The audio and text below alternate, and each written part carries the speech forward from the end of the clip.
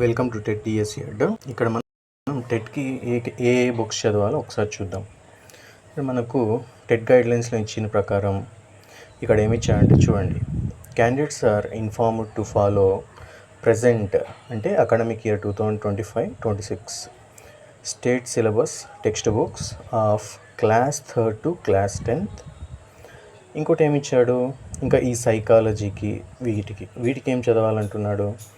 The candidates have to follow 2014 to 2025 editions of DED, DL, ED, Telugu Academy textbooks and 2019 editions of CERT, DLED textbooks అన్నాడు.